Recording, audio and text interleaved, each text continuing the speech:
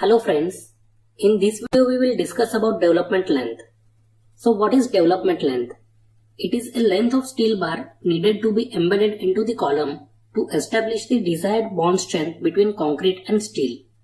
In simple language, it is a length of steel bar which holds two concrete members together.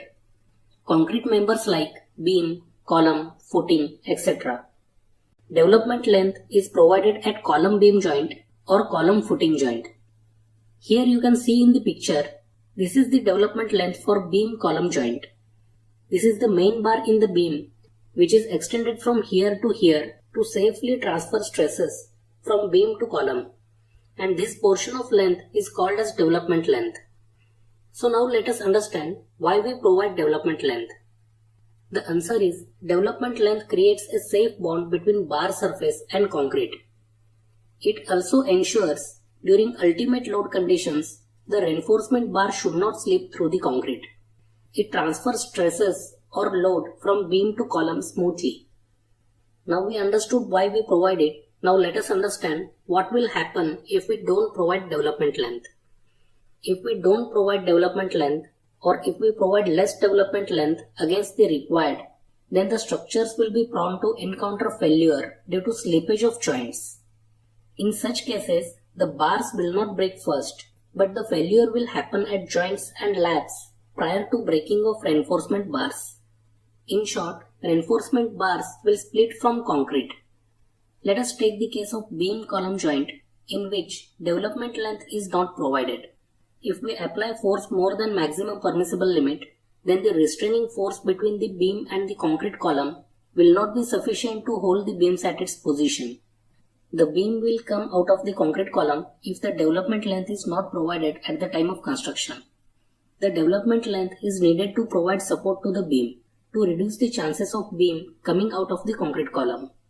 Hence, it acts as a supporting member for the reinforced beam in the concrete column. Now let us understand how to calculate development length. The formula for calculating development length is LD is equal to phi into sigma s divided by 4 into tau BD. Here LD is the development length, phi is the nominal diameter of reinforcement bar, sigma s is the stress in bar at the section considered a design load, and tau BD is the design bond stress. This formula is used to calculate the required development length in mm for any given diameter of bar. Same formula is used for limit state method as well as working stress method. Development length of bundled bars. When there are large number of bars required to be provided based on design, it may not be possible to place the bars separately with necessary clearance.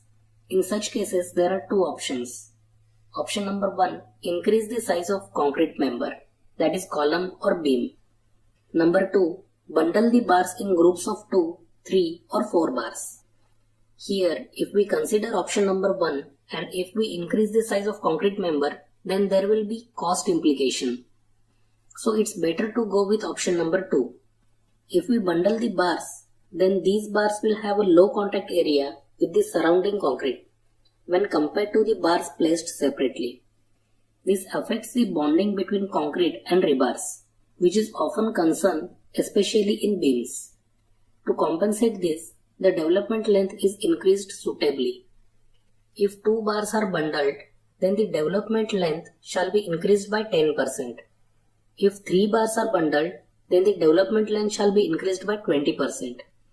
And if 4 bars are bundled, then the development length shall be increased by 33%.